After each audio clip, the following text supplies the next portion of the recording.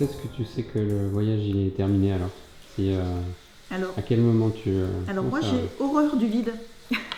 Donc je fais en sorte de graver toute la matière. Donc effectivement, comme je suis réduite dans mon format AK, A3, pardon, bien voilà, une fois qu'il n'y a plus de matière, ben, je suis obligée de m'arrêter.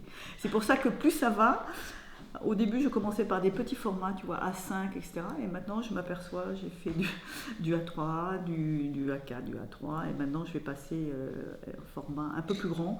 Et puis ça me tente de travailler vraiment sur des plus grandes surfaces. Des formats ouais, qui moi me...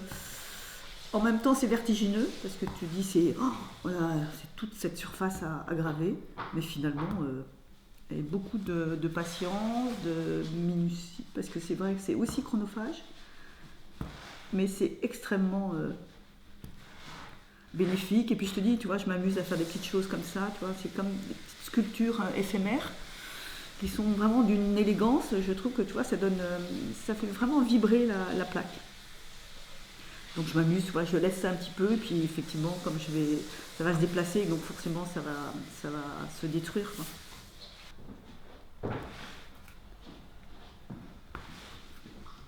Mais en tout cas, c'est un voyage solitaire. C'est vrai que j'aime bien graver. En général, je grave chez moi, et c'est vraiment un petit peu monacal, quoi. C'est-à-dire, je grave très peu en musique, très très peu. C'est vraiment dans le calme. Et puis voilà, à un moment donné, tu es hors du temps.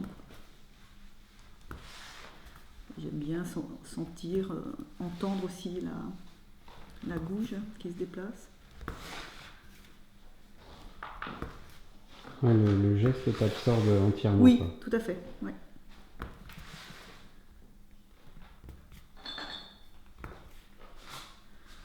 Alors on a l'impression que c'est un geste répétitif, mais pas forcément. C'est surtout ouais, un geste maîtrisé. Et puis quand je suis effectivement un petit peu agacée par toujours ce même motif, hop, ça me permet de prendre une autre gouge et puis de faire commencer sur un autre coin et autre chose, quoi.